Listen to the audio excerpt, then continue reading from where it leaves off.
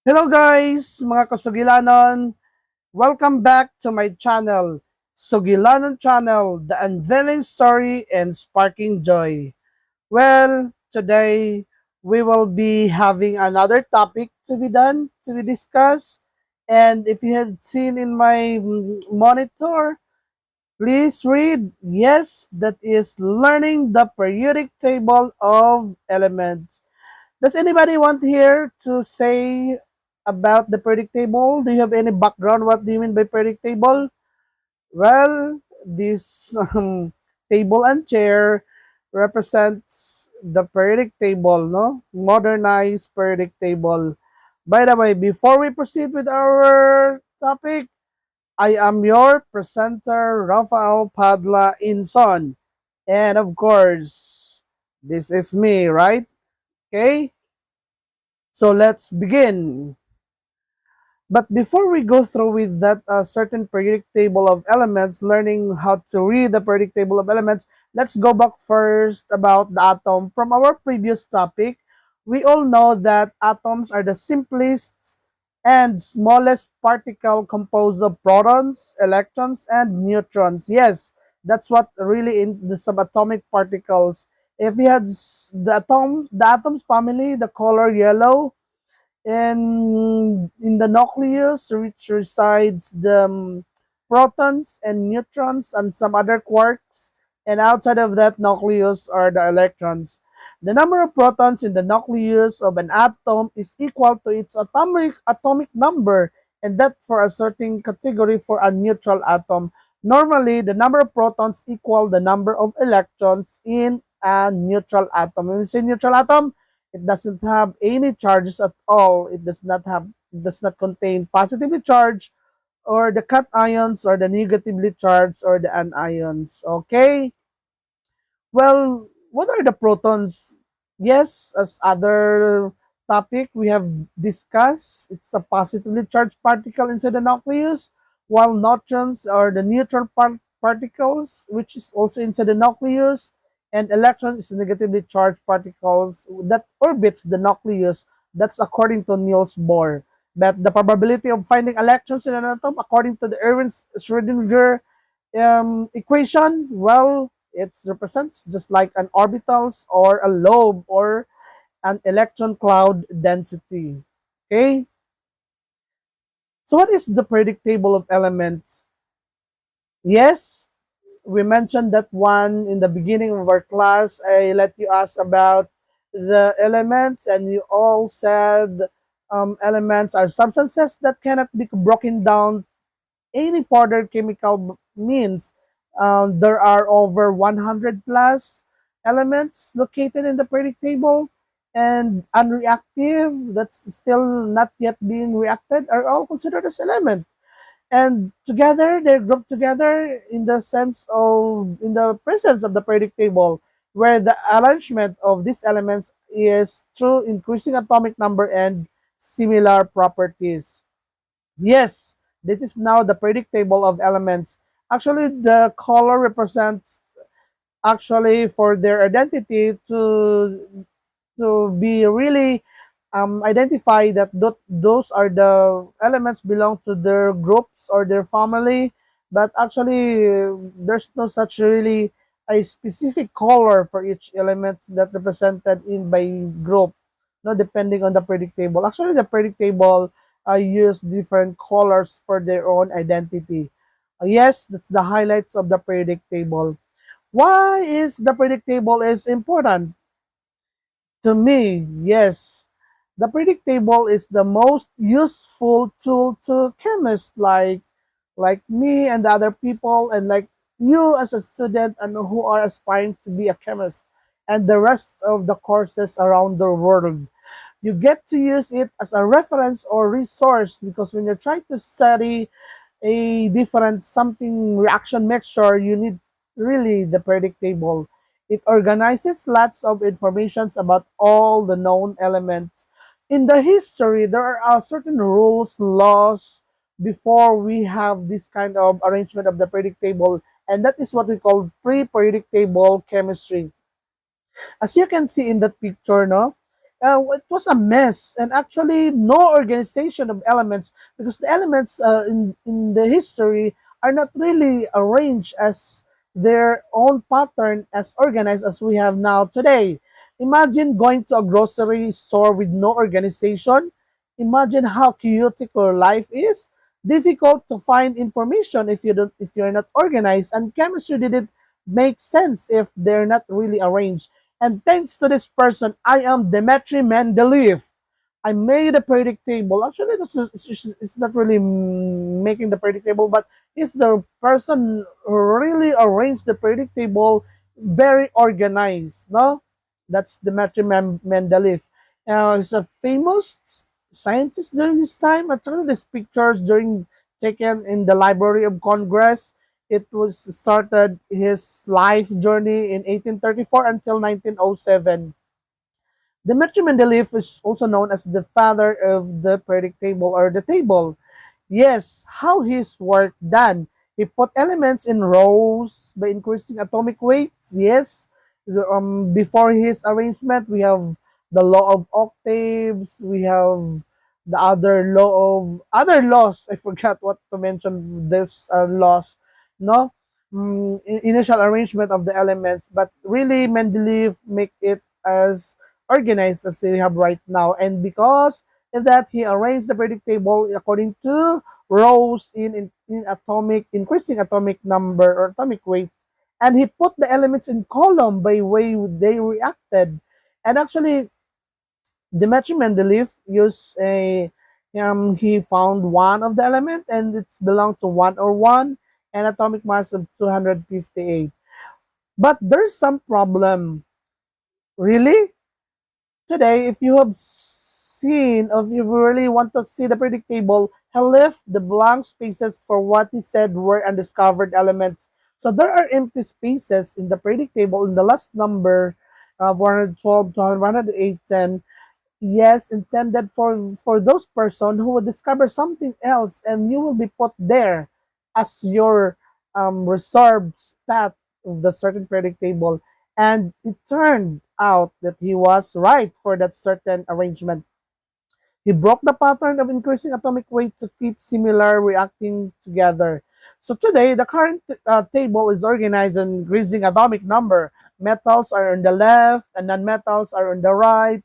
So if you have to consider where's your left and right node, just face the periodic table. Your simply literal left sides are the metals, alkali, alkaline earth, and the left sides are the non-metals, no? And of course, the metalloids just along the diagonal lines that separates them, that has properties of both metal and non-metals. So actually, the current periodic tables is based on their period, which the periodic table go from left to right, and all of the elements in the period have the same number of orbitals. Say for example, and they have in the same group number or period number 4, period number 2. Every element in the top row has one orbital for its electron, and all of the elements in the second row have two orbitals in their electron. Review. How many periods are in the periodic table? What do you think? Pila ka bang period? Yes, you are right. That's 7. How many orbitals would all the elements in period 4 have? Well, what do you think? According to their period, the number of orbitals where they resides is also their number of orbitals. What is really the periodic table? It's a follow-up question. It shows all the elements in the universe and organizes these elements based on the chemical properties. What you have if you have seen this slide, that we have that new terminology, atomic number, the symbol, the atomic weights, elements, compounds, and mixture. Well, the elements, which is really inside in it, are the atoms or the subatomic particles, protons, electrons, and neutrons. Each element on the periodic table has atomic number, symbol, name, average atomic mass, where we would see if the atomic number is the number of protons found in the nucleus of an atom, where the average atomic mass of an atoms, including the proton, neutrons, and electron. So if you have seen this example for carbon, no, the atomic number is the whole number. The symbol should be capital letter. No, if there are two letters, the capital letter, the first letter should be capital, and the second letter should be small letter. and the name of that is the carbon, and of course the average atomic mass. Average in the sense that there are a lot of isotope of carbon, and getting their average amount is the one that would reflect in the periodic table. So naatay isotopic carbon of graphite, carbon diamond, so mga other carbon pod carbon 12, 13, 14, 15, average ana is 12.00107. Okay? So that's it. So how do you read a periodic table, by the way? As I mentioned, it's just like that.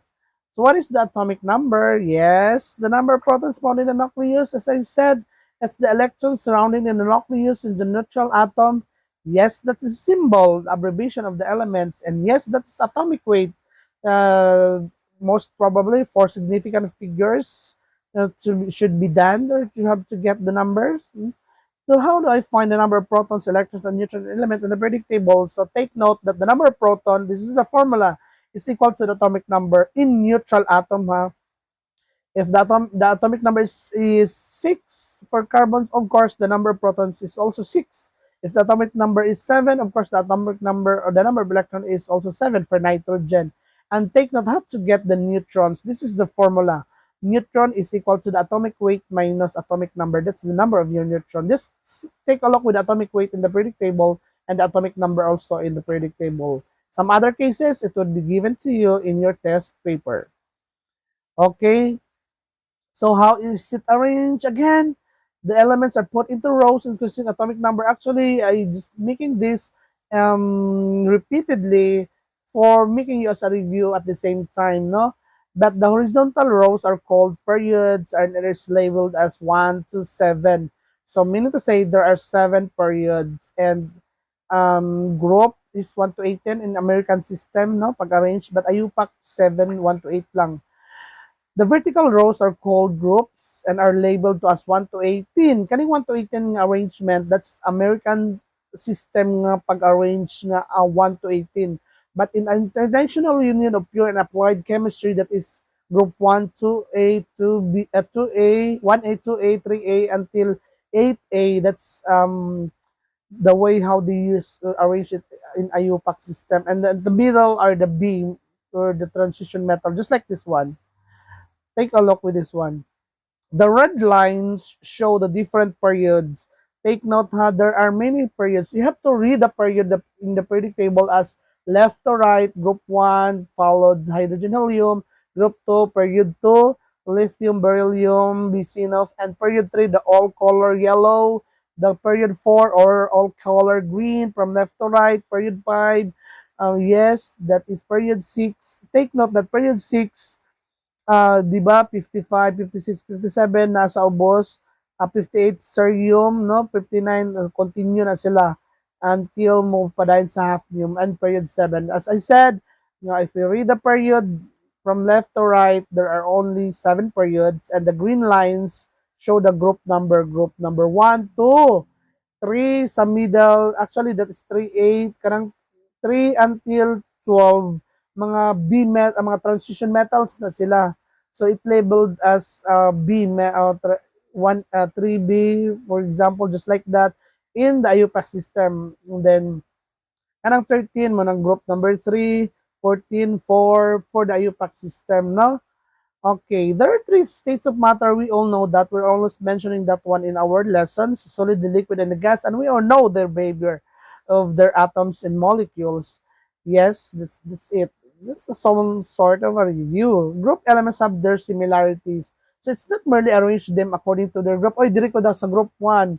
Okay, ako yung magusto. No, but you put there, Mendeleev put you there because you have a similar properties according to your neighbor, your family in the same group. Yes, so remember groups are in columns, and chemical properties are property used to characterize the materials in reactions to that change for the identity, and the physical is the physical property, right? No, so meaning to say arrange na nato ang predictable based on their family and based on their chemical and the physical property.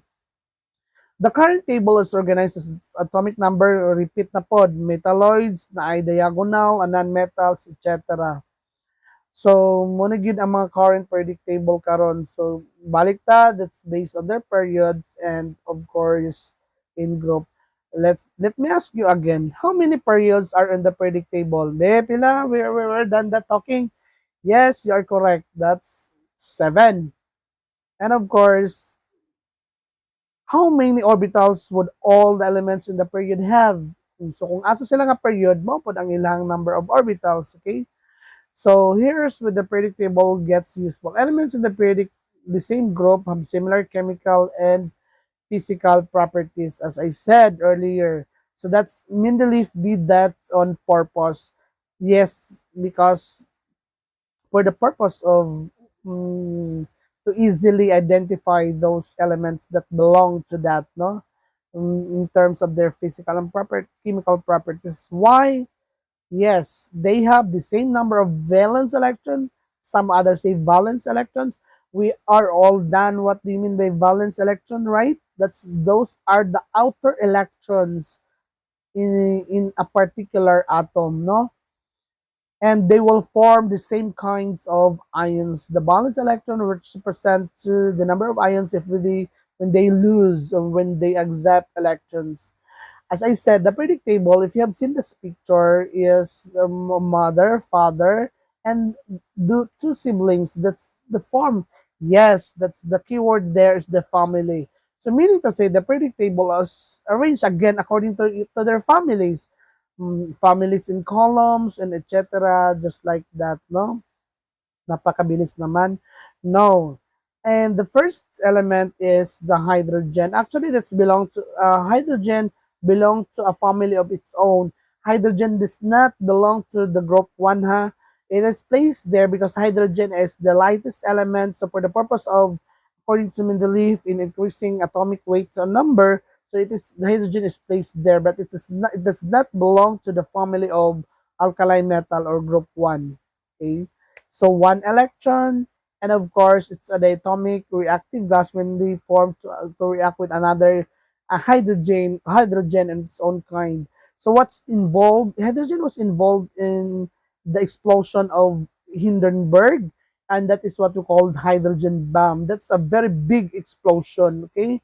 And it's actually hydrogen is a promising as an alternative fuel source for automobile. Wow, how would it that be if it's that the case, no? Yes, we have to familiarize the metals, the non-metals. So that's the category, no? Lustrous, malleable, very good conductors. Non-metals are elements that do not share properties that do not conduct electricity, while metalloids are both does have the property of metals and non-metals, but maybe say 75% characters of that metalloids are non-metals and the rest. Yes, that's it. Metals, lustrous, malleable, and good conductors of electricity.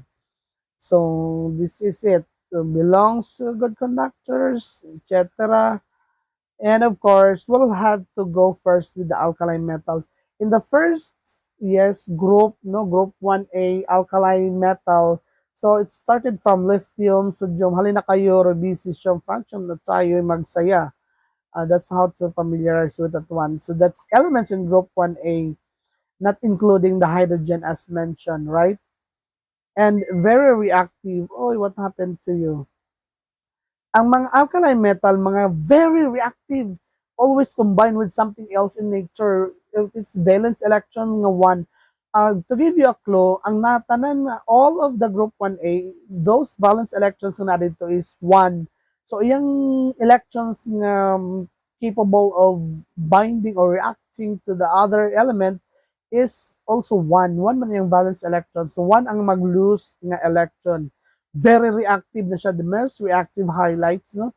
And this is example of alkali metals. Salt in alkali metals, sodium and other elements, chlorine and combined with other elements, no? Mga reactive na sila.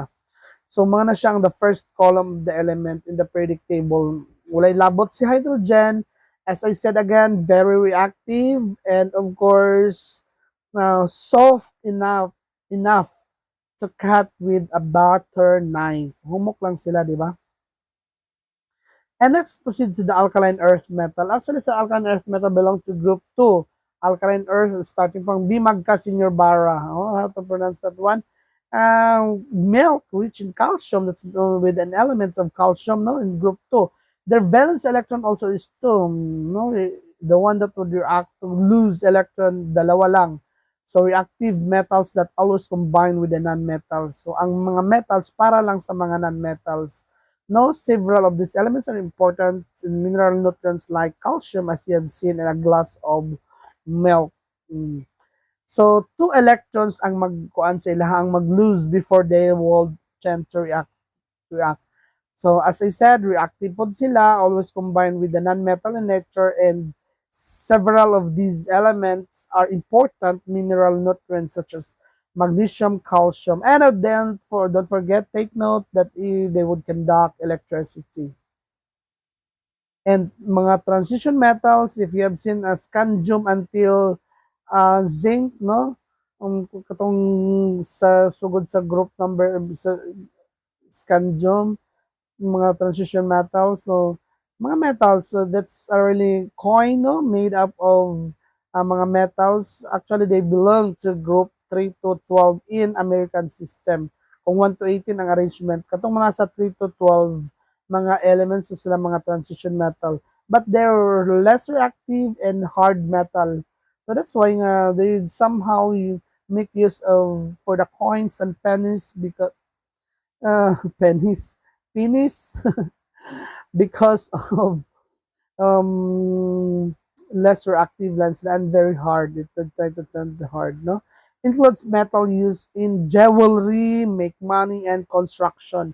No? Kita mo yan. And don't see silvers, AG, AU, gold, no? No na sila responsible for making a jewel and gold. And the crown, no? In group 3 to 12, coins and bricks and other metals includes no jewelry, and of course they're good conductors. So actually mo po nagigamit sa Liberty nga statue, no, sa mga bridges ng mga metals na sila. Na mga klase nga metals is hard, soft, and mga medium lang ang iyang kuan. Let's proceed to group number 13, mga elements in boron family. Kung boron, kana sila, aluminum, gallium, indium, thallium, no, sila ang mga group number boron family. So boron has the properties of both metal and non-metal. So metalloid si boron. The rest of the elements in these groups are metals except kang boron na metalloid. That's why colored green siya. Oh. Kaya siya lang ang mga metalloids. And elements in group, actually mga valence electrons niya is 3. Kaya naman siya sa group 3A, no? Most metal are metals. Aluminum's metal has once rare, expensive, not a disposable metal. Itong aluminum metal. Mahal-mahal ba yung aluminum metal, no? And of course, the carbon family. Example, diamond as well, graphite, carbon graphite. It took millions of years before it would convert that carbon graphite into diamond. Okay lang kung ma-convert yung diamond, pero kung ma-convert siya into other form, from graphite to other forms, hindi siya may mong diamond. So, that's why it's very, expensive because it age a lot, no? In group number 13, contains elements important to life and other computers. Carbon it is the basic element of our organic compound. Yes, the study of the organic chemistry is the study of all carbon-containing compound, no?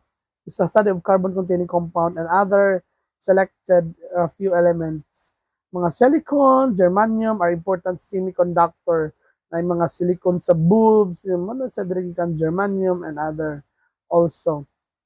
And of course, in the computers, no, contains elements important to life and computers. So nasa mga carbon family siya nga gikuha and is the basis for the entire branch of chemistry. Silicon, germanium are important semiconductor. So name these 3 ways group 1, 2, and transition metals are used in everyday life. So daw. Okay, so let's proceed. Mga nitrogen family, actually, na sila sa responsible. Yes, phosphorus, you have to carry that one. Phosphorus, diha gikuha ang word nga phosphorus. nasa elements in group 15, and mga nitrogen make up more than 3/4, and the red tip of matches is made up of phosphorus. Mapita naging na siya phosphoro. Mga nitrogen, elements in group 15, nitrogen make us a 3/4 of the atmosphere. So without nitrogen, I don't know if we could still survive. Nitrogen and the phosphorus are both important in living things, no? For the survival. And most of the world's nitrogen is not available to living things. So take note that the red stuff of the tip is of that is the matches for the phosphorus. So many things that have bad odor contain. So kinsama na sila. Yes, mo to sila ang nasa oxygen family or chalcogen. Oxygen, sulfur, selenium, tellurium, polonium, no? Mga responsible for the elements in group 16. And of course, oxygen is necessary for respiration, so we could inhale and exhale, and even the fishes under the water, no? And many things are bad in order that contain, that's the presence of what they call this one, the bad odor presence in rotten egg, no, foul egg, etc. is responsible for sulfur, the bad odor of the fume of volcanic fumes, no, mga sulfur na sila, no. And oxygen family, nadre si group 16. Sa mga oxygen families for respiration and many things are stinks contain sulfur, rotten eggs, garlic, and OCT sa sulfur mo to oxygen, no. And of course, mga halogen. Kinsa man yung mga halogen or responsible for saka ka upon swimming, handle, no? So elements in group 17, so mga valence electrons nila is 7, very reactive usually i-partner mo sa mga alkali metals katong sa group 1, the atomic, mga diatomic and non-metals, pwede na po, they were reactive in its own kind. Elemental molecular chlorine and fluorine, chlorine, bromine, it exists in Cl2, Br2, etc. I2, always found combined with other elements in nature, and rest other are the mga alkaline metals within nilang combine. Usually, pwede po ang mga alkaline earth metals, mga group 2. So chlorine is used to keep bacteria out of swimming pool, to kill those germs, bacteria that you have that is in the presence of water, swimming pool. You put chlorine there for as a disinfectant. No, that's why others say, "Reklamo ka ng baho ng chlorine." Of course, that's a water treatment, no, to kill those bacteria that resides, dwell in the water, no. And mga halogens also in the group 7 are, as I said, very reactive, volatile, meaning to say vaporized, no, from the phase of solid to gas states of matter, and the atomic na sila and mga non-metals na sila are always combined, found with elements in nature, used as a disinfectants for pool and yes, to clean swimming pool. Oh, kita mo na yung mga noble gas din sila. Noble family. Mga noble because their valence electrons are complete, no? 8 na sila. They don't need the presence of other elements for their survival. No, si noble gases mga unreactive, mga noble man sila. So it's no longer need for their other elements para lang they would become stable. Kasi stable din sila eh. Pero their valence electrons nga 8 in the complete octet. So very reactive po sila nga mga gases. Like for example, helium gas, neon gas, no, argon, etc. And of course, use enlightened neon signs, no, kanang mga neon lamps responsible for that gas may sulod ana. Helium is used to make party balloons in order to float, no. And of course, noble gas, noble family, they belong to the noble family. Ang elements ng group 8 ay mga non-reactive. Kinsa ito mga reactive nga niingon? Very reactive gases lang when it comes to their gases. But when it comes to their as a family, mga non-reactive sila, monoatomic gases sila, unused enlightened neon lights, and in the blimps to fix the Hindenburg problem, have a full valence shell. If you will visit, no, try. I've seen videos in Las Vegas, no, it's full of neon lamp, no, and lights that really makes the city attractive for the tourists and even other people that are really visiting there. So there are a lot of lights. Let's make a review again. Which family is the most reactive? What do you think? Which family is the least reactive? Mm, rare metals. Yes, this radioactive, mga rare, some radioactive metals, so white metals conduct electricity, no? Mga kano sila. And these are found in earth, mga rare metals. So let me ask you, elements used every day. So daghan, we cannot really survive our modern world today. The way we live is very dependent on the technology we have right now. And that certain technology is made up of certain from the basic element, no? That really mix together, react together to form a very materials or any form of things na we could really use for our daily life to make our life comfortable and conducive for the way we live, and most importantly we are comfortable because of these elements that has been reacted mixed together. Okay? So without these elements, I don't think so if you could call our world as a modern, if we could consider our life as very sustainable, and if we could see our life as very progressive, or our country itself. Yes, take a look with other country. They're very progressive because they actually made up of elements, not starting from elements. Guys, that's all about the periodic table. In the next topic, we'll be talking about the periodic trends. How to read the periodic table based on their atomic radius, electronegativity, electron affinity, and of course other factors when it comes to their periodic trends. Please watch for another video to be uploaded coming up. But for now, let me say thank you with all my heart for listening and watching my lecture. Please, if you really feel that I help you, if you really feel that you learn a lot with this, even a little, please click subscribe to my channel, Sugilanon channel, The Unveiling Story and Sparking Joy. So this is me again, Rafael Padla Inson. And see you. That's the end. And thank you for listening. Okay? So may God bless us all.